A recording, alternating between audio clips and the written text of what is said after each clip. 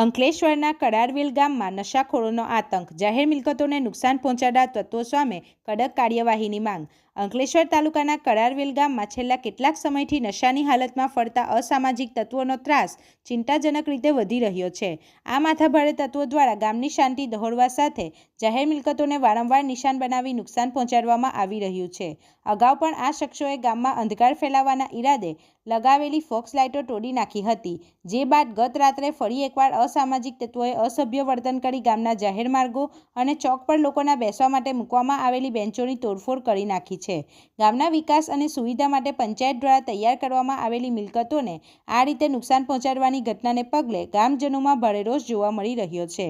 આ આખી ઘટના અંગે કડારવેલ ગામના સરપંચ અને ડેપ્યુટી સરપંચે આક્રોશ વ્યક્ત કરતા જણાવ્યું હતું કે ગ્રામ પંચાયત દ્વારા લોકોની સુવિધા માટે જે વસ્તુઓ બનાવવામાં આવે છે તેને આવા અસામાજિક તત્વો વારંવાર નુકસાન પહોંચાડી રહ્યા છે, જેનાથી સરકારી નાણાંનો વ્યય થાય છે અને વિકાસ રૂંધાય છે।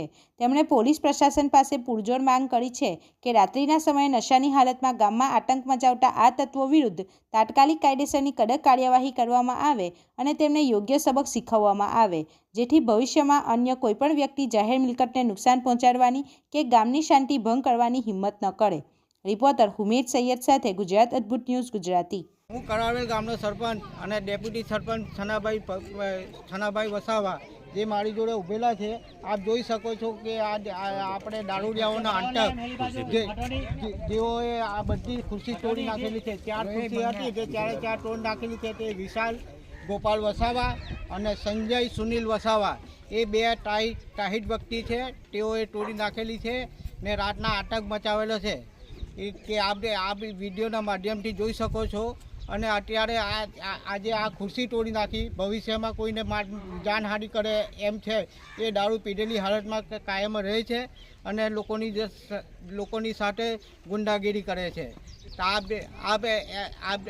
સાહેબને અમે વિનંતી કરીએ છીએ કે આવા વ્યક્તિઓને જાહેરમાં